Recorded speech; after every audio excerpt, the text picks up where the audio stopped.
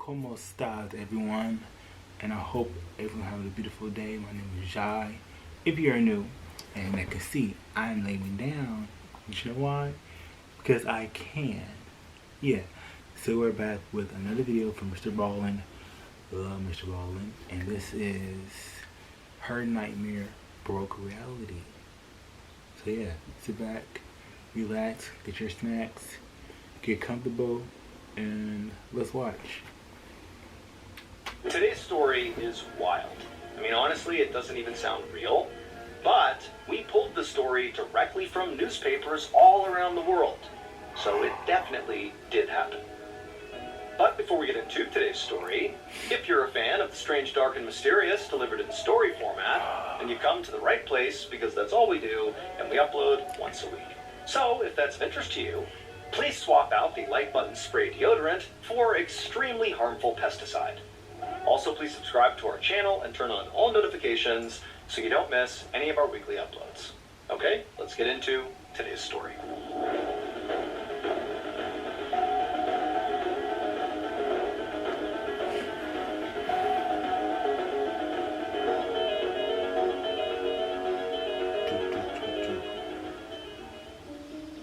One evening in September of 1885, a young woman named Mary stepped out of the backseat of a carriage onto a dirt road in rural England. She had traveled 100 miles from London to the countryside because her husband's aunt had invited her to come visit. Standing on the dirt road, Mary looked up at the big country house. Then she grabbed her suitcase and walked up to the front door and knocked. Then, a moment later, the aunt's maid opened the door. She greeted Mary and took her suitcase and brought the suitcase to the guest room, while Mary headed straight down the hallway to her aunt's bedroom. When she got there, Mary gently knocked on the door and then opened it up. And when she looked inside, she saw the aunt lying in bed, and the aunt looked up and saw Mary and she smiled, but she was very old and very frail, not doing too well physically, and that's part of the reason Mary was here, to just kind of see her while she still could. But the aunt looked up and saw Mary and recognized her, and so she smiled, and Mary came in and sat down next to her, and for a couple of minutes, the two women just had some small talk. Mary talked about her journey from London to, the countryside where she was now, and, the aunt talked about what she was up to. It was all just kind of, pleasantries. But at some point, the aunt kind of stopped and looked up at Mary, and she had this obvious look of pity on her face. And Mary immediately picked up on it. She's kind of looking back at the aunt, wondering what's going on here. And then the aunt just says to Mary, "Really, how are you holding up?" And immediately, Mary, when she heard this, she felt this knot in her throat, and she had to fight back tears. I mean, she knew exactly what the aunt was talking about. So even though Mary was a young woman, she was already a widow. Her husband had died in an accident about 2 years earlier, and it had sent Mary into this spiraling deep depression. I mean, she was still completely grieving the loss of her husband. He had been the love of her life. And, her extended family and her husband's extended family were all well aware of how badly Mary had been doing. And so they had been extending her invitations constantly to come visit and basically just not be alone. I mean, that was the reason, really, why her husband's aunt had invited her here, is because she knew Mary likely wasn't doing well. Now, to Mary, this was nice in a way. I mean, she felt very comforted by the family members, and it did seem like people genuinely cared about her. But at the same time, she started to get the impression from basically everybody in her and her husband's family that they kind of expected her to, grieve this loss, but ultimately move on. Like, find somebody else, basically. You're young, like, get remarried, start a new life. But to Mary, she just wanted to be like, no, I'm never going to find anyone like my husband. He was the love of my life, and no one will ever match him, ever. Like, I'm done. I probably will never get married again. Like, he was it for me. And so, at that moment, Mary really just wanted to end this conversation with her husband's aunt. Like, she didn't want to get into how she was feeling about her husband because it was bad. She felt bad. But instead of saying that to her husband's aunt, she just said, "You know what? I'm okay. I'm just totally exhausted from travel, and I'm going to go to bed." The aunt nodded and told Mary that, we'll have plenty of time to visit tomorrow, so go get some sleep. So the two women hugged. And then Mary got up, she left the bedroom, headed to the guest room, she found her suitcase, got on some pajamas, and then crawled into bed. But a few hours later, in the middle of the night, Mary suddenly bolted upright in her bed. She was sweating, she was shaking, she was totally disoriented. It took her a few minutes to even remember where she was. But then finally, when she did and she realized she was safe, she realized she had just had this awful, visceral nightmare that she really couldn't even make sense of. In this nightmare, she was looking out at this huge open field. It's nighttime, and there's nothing but this field. But off in the distance, there was this broken down small shed. It was just sitting there conspicuously right in the middle of this field. Scary. And even though Mary was terrified of the shed, she felt this overwhelming urge to go to the shed and investigate. And so it's like with every step as she walked through this field closer and closer to the shed, her fear was rising. And then finally, when she got close to the shed, she began to hear what sounded like somebody moaning inside of the structure. And so now she's really scared, but she keeps walking towards the shed, and then she's right outside. She can't see into the shed, but she can hear the moaning, and she sees her hand just come down and fling the door open, almost like she didn't want to, but her body's acting on autopilot. And then she looks into the shed, and there's this figure tucked into the corner, kind of in the shadows, and it's the thing making these moaning sounds. And it turns, and Mary sees it's this woman, this emaciated, destroyed-looking woman, but her face is the same face as Mary's dead husband. And as soon as she saw that, it jolted her awake. And so that's where she was, sitting in her bedroom, trying to make sense of what she had just seen. And so after 15 or 20 minutes of Mary trying and failing to fall back asleep because of this horrible nightmare, Mary finally says, you know what, I'm just going to go outside, clear my head, go for a walk. I know it's the middle of the night, whatever. I'll bring some brandy along and sip that to calm my nerves and just kind of walk around until I'm calm, and then I'll go back to sleep. So she hopped out of bed, she grabbed her flask of brandy, grabbed her jacket, got her shoes on, and walked out the front door. Couldn't do that. About 15 minutes later, Mary was walking up a hill with the moonlight casting down on her. She was sipping her brandy as she went and was already beginning to calm down. Now, Mary was used to living in the city, in London, and so being out here in the countryside was so different. It was so beautiful and peaceful and spaced out that she'd kind of just begun walking and not stopped. I mean, she originally thought she would just stay on the aunt's property, but already she was well beyond the property lines and was basically just out exploring in the middle of the night, and she was having a nice time. And so up the hill Mary goes. Now, remember, Mary has never been to this area. This is basically an all-new place. She has no idea what's over here. Be careful, that's all. And she goes up this hill, she crests the top, and she gets a look at what's up there for the first time. Shit. And when she sees what's up there, she freezes. She's looking out at this huge field, basically in all directions. And in the center of this field, maybe a couple 100 yards away, is a single small structure. A broken down wooden shed that looks nearly identical to the shed she had just seen in her nightmare. And as soon as she saw that, she's terrified because she knows it's the same one or it's eerily similar.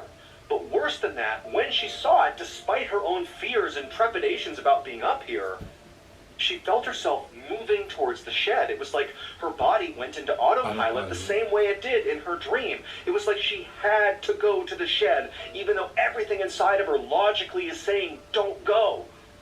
But into the field she goes. She deviates off the path and just starts walking towards the shed. Her heart is beating like mad. And as she's getting closer and closer, she even begins to hear moaning sounds coming from the shed. It's like she's living out the nightmare in real life. She can't make sense of it. She wants to go back the other way, but she can't stop herself. She's just going towards the shed. And then finally she reaches the shed, and now for sure she can hear moaning coming from in this building. And she sees her hand reach down, and she flings open the shed, and she looks in, and sure enough, there is this dark figure tucked in the corner, clearly moaning, like this is her nightmare in real life. But when the person inside the shed turned to look at Mary, it was a woman, but they didn't have her dead husband's face.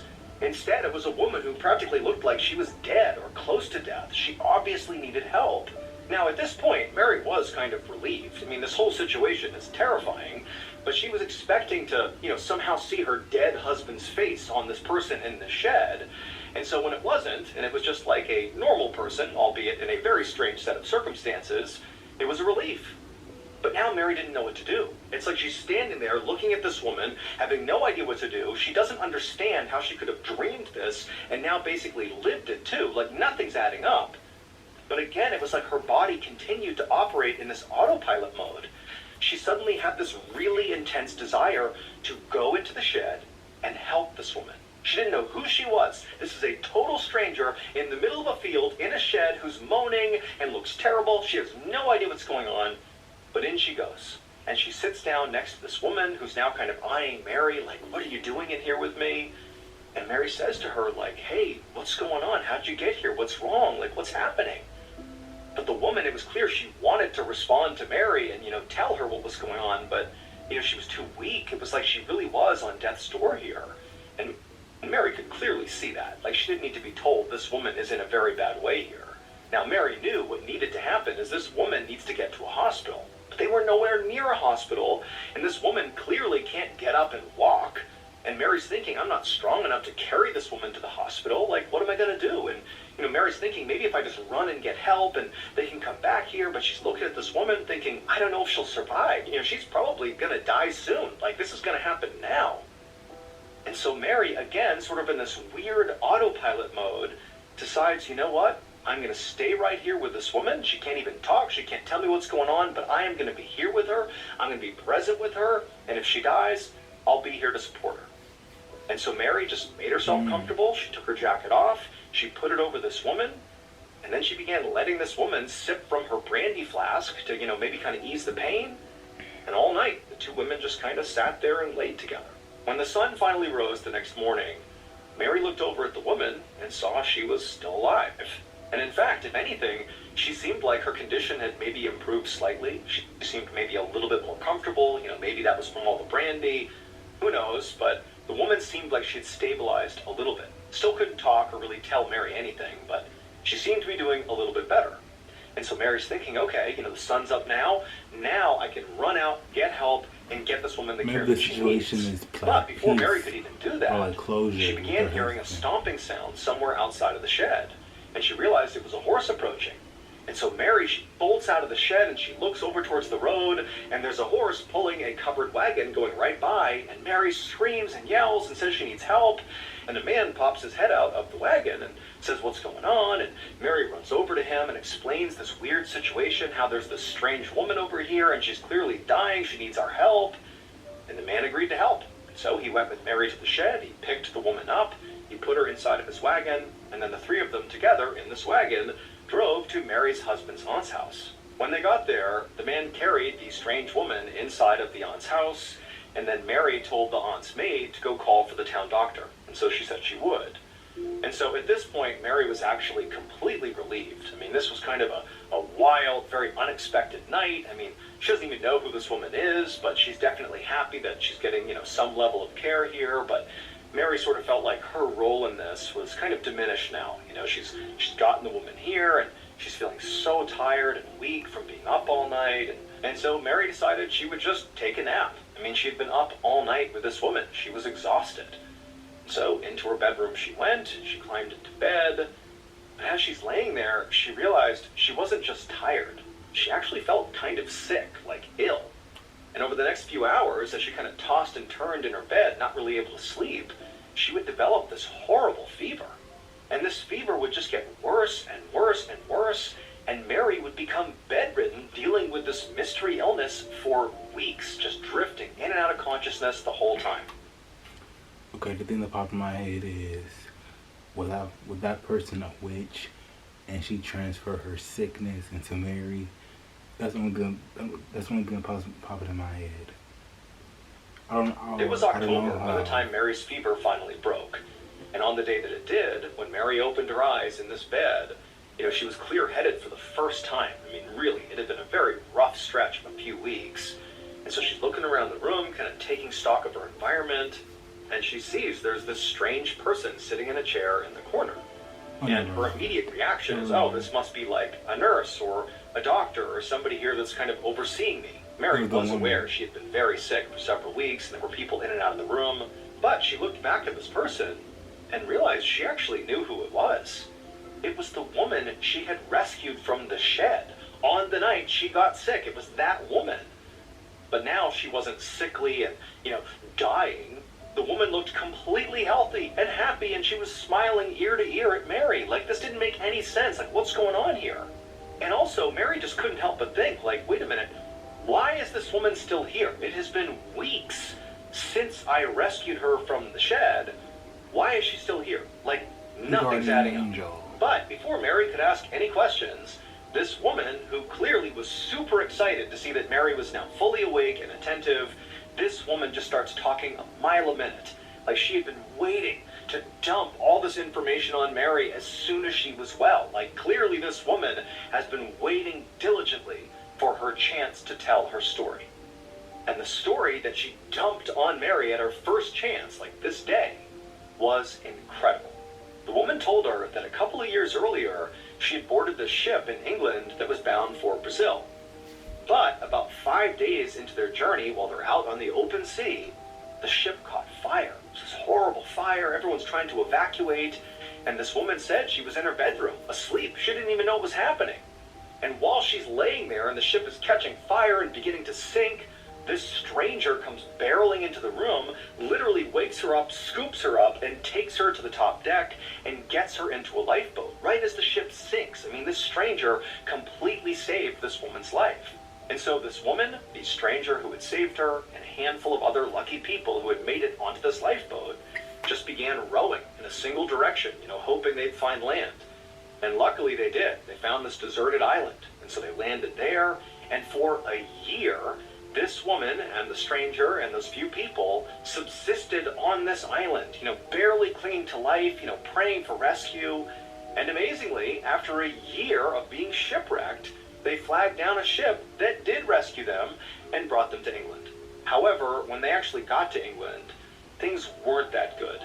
The stranger who had saved this woman had basically lost his mind from living on this island, not expecting to be rescued. Even though they got rescued, it was like he wasn't coherent anymore. He had lost it. Not to mention he was really ill from the way they were living on this island, scavenging things that weren't necessarily edible, but just to survive, they were eating whatever they could. I mean, it was a very rough lifestyle. And this man, he just hadn't really handled it well. And so he got thrown in a hospital and placed in a particular ward for people that were mentally unwell, and he was basically forgotten about. However, the woman would tell Mary that, when this happened, she felt awful because she felt like this stranger had saved her life and she kind of owed him a debt. And so she decided it would be her mission to find the stranger's family and let them know where he was. And so the woman said she did some research and she figured out where one of his relatives lived. It was really far away on the other side of England, and so she spent all her money, using every vehicle she possibly could, every ride she could take, getting as close to this location as she possibly could. And then when she ran out of money, she just kept on walking towards this destination. And she kept going until she literally ran out of food and water, but she wasn't quite there yet. She knew she was getting close, and she's just walking, and she's basically falling apart, so hell-bent on finding this family member for this stranger, but she can't quite make it. She can't quite get to the family member's house, and that's when she finds this shed out in the middle of the field where she just collapses, thinking, okay, this is where I'm going to die. And so back in the guest room, Mary is listening to this woman tell this unbelievable story, and at some point the woman just kind of stops when she gets to the shed scene. And Mary's looking at her like, I don't really understand where you're going with this. I don't understand why you're here telling me this. And the woman, she just starts to laugh, like this joyous laughter, just non-stop laughter. Are they related to the man? And then she goes, don't you get it? And then seconds later, Mary hears footsteps, and a man walks into the bedroom. And it's Mary's husband. He was the stranger who rescued that woman. He didn't die in an accident 2 years ago like they thought. Oh, wow. He was in a shipwreck, but he survived. He was the man who got thrown in the hospital and forgotten about. And it was this woman who was making the journey to his aunt's house to tell her that he was still alive. And it was only because Mary had that totally bizarre nightmare that sort of led her to that shed that she found this woman who would have died in that shed and never quite gotten to the aunt's house, and so never could have told the family, never could have told Mary that her husband's still alive. It was because of that dream that fate aligned. Yes. And now her husband was back. Mary and her husband's story wound up being published in newspapers all over the world. I mean, people really could not get enough of this story. But despite how far-reaching this story became, nobody was ever able to come up with a logical A explanation dream for how led so you many to the coincidences destination. and this crazy dream Mary had, how it all came together to reunite Mary and her husband. Yes. Kudos for Mary Jane. That was a good story. Behind every story we tell are real people. Yeah, that was a good story. It wasn't scary. It was just like I said, a dream. A dream. What did I just say? I'm so tired. A dream that led you to the destination. Yes. You thinking it was scary. I'm thinking when Mary got sick, I immediately was like, oh, she passed something to you, that lady. But the lady was in the shed because this lady was trying to find the family that saved her. Wow. So basically, the lady got saved from Mary's husband. Then when she was going to the family to let them know that the stranger, Mary's husband, was alive, then here comes Mary. She had the dream, so she decided to go for a walk, and her dream was actually in real life. Wow, this is great. I enjoyed it a lot. It was like a nice story that was told. Yeah. Hashtag dreams lead to destination. Yeah. Tell me guys what you think about this video down below. Have the most awesome, positive day or night. Stay grateful, stay blessed. Until next time, you guys.